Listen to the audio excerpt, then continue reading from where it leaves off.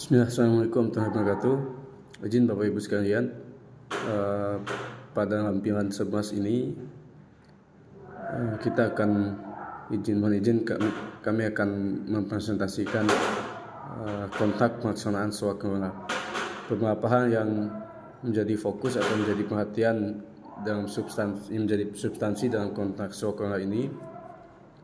Pertama, memang kontak swaklola ini untuk melaksanakan swaklola pengadaan penyuluhan pencegahan stunting bagi ibu hamil, judulnya. Kemudian disebutkan di bawah pada form kontak swaklola ini, di mana pihak yang menandatangani atau pihak yang terlibat, pertama ada PPK dan kedua adalah pihak pelaksana swaklola itu sendiri. Kemudian beberapa ketentuan yang diatur dalam kontak pelaksanaan swaklola ini disebutkan kewajiban, kemudian nilai kontraknya, peristilahan, kemudian dokumen-dokumen yang dibutuhkan atau dokumen yang digunakan dalam pelaksanaan swaklola ini. Kemudian poin 4-nya, dokumen kontrak dibuat untuk saling menjelaskan satu sama lain. Kemudian bagian terakhir di form kontrak ini ditandatangani oleh pejabat pembuat komitmen dan ketua IB, ketua pelaksana atas nama pelaksana swaklola. Kemudian untuk syarat-syarat umumnya, ada syarat umum maupun syarat khusus. Untuk syarat umum kontraknya memuat ketentuan umum, di mana ketentuan umum di sini berisikan beberapa definisi, sehingga pemaknaan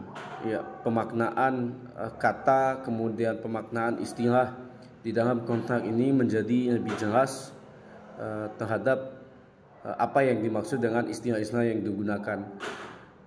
Contohnya adalah barang, kemudian jasa lainnya. Kemudian di sini disebutkan barang adalah setiap benda baik berwujud maupun tidak berwujud.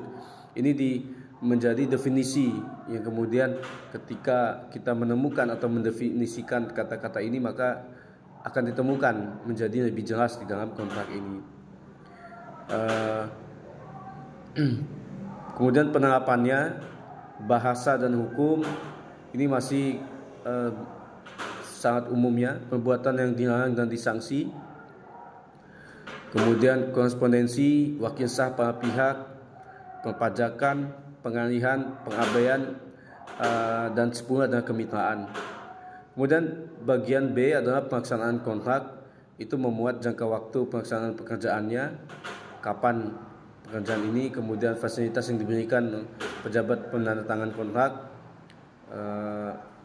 apa saja yang disediakan, kemudian pengadaan barang jasa melalui penyedia, personil atau peralatannya, pengawasan pengendalian kontrak, waktu penyelesaian kontraknya, perpanjangan waktu, kemudian ada pemilihan kesempatan.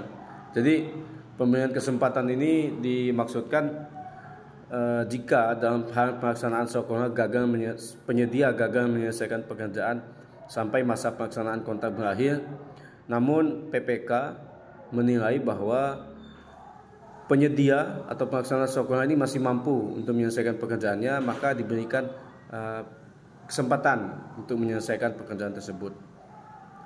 Nah, bagian C adalah penyelesaian kontrak, di mana ada serah terima pekerjaan. Jadi setelah pekerjaan selesai dilaksanakan serah terima pekerjaan. Nah, itu disebutkan ada 10 penjelasan di sini, 10 item penjelasan terkait dengan serah terima hasil pekerjaan ini. Kemudian layanan tambahan, apa saja yang menjadi layanan tambahan, kemudian perubahan kontrak. Bagian D, perubahan kontrak ini addendum. Jadi jika memang ada hal-hal yang dianggap perlu untuk dilakukan penyesuaian, ditemukan beberapa perkembangan selama pelaksanaan kontrak ini, maka diatur. Nah, diantaranya menambah atau mengurangi volume yang tercantum dalam kontrak, kemudian menambah atau mengurangi jenis kegiatan, sampai D mengubah jadwal pelaksanaan. Itu dimasukkan di dalam adendum kontrak, perubahan-perubahan yang terjadi. Kemudian selain ada adendum juga kita mengenal adanya keadaan KH, di mana keadaan KH ini adalah suatu keadaan yang terjadi di luar kehendak para pihak, seperti bencana alam, kemudian bencana non alam, bencana sosial dan sebagainya, sampai dengan 7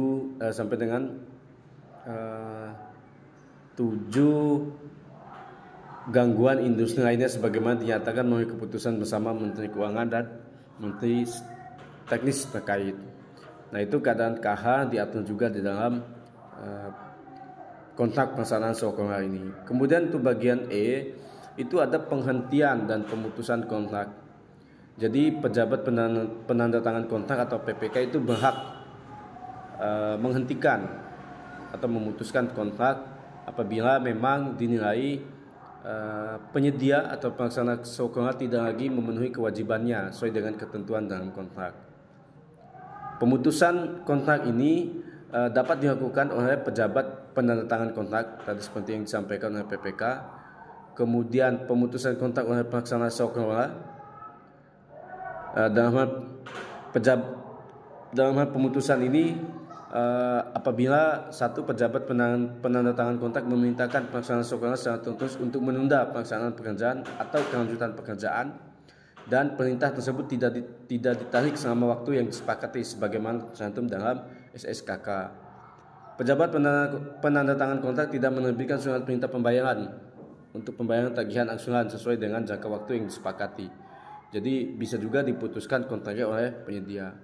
Kemudian berakhirnya kontrak ini disebutkan kapan berakhirnya kontrak sehingga menjadi jelas penyedia maupun penandatangan kontrak kepastian waktunya. Pembayaran kepada pelaksana sekolah ini sesuai dengan pekerjaannya sebesar nilai kontrak atau berdasarkan hasil perhitungan akhir. Ini juga dimuatkan. Nah, pembayaran ini apakah secara bertahap atau sekaligus, ini harus jelas.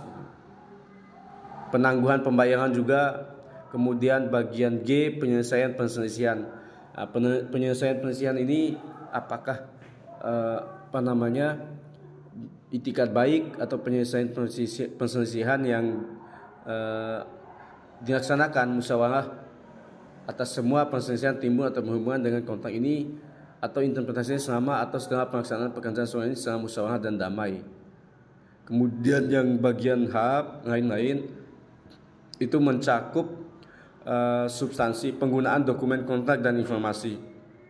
Selanjutnya hak atas kekayaan intelektual, penanggungan dan risiko, serta laporan hasil pekerjaan dan kepemilikan dokumen. Kemudian untuk persyaratan khususnya, syarat-syarat khusus kontraknya ini di klausul dalam SSUK-nya ada korespondensi, kemudian wakil sah para pihak, kemudian jangka waktu pelaksanaan pekerjaan, fasilitas yang dimiliki pejabat, pengadaan barang jasa. Nah, ini disebutkan secara jelas sehingga kedua pihak mendapatkan satu pemahaman yang sama dalam pelaksanaan kontrak swakala ini. Sampai dengan untuk SSUK ini disebutkan sampai dengan 12 poin. Nah, ini menjadi satu dokumen yang dipegang yang menjadi acuan bagi kedua belah pihak.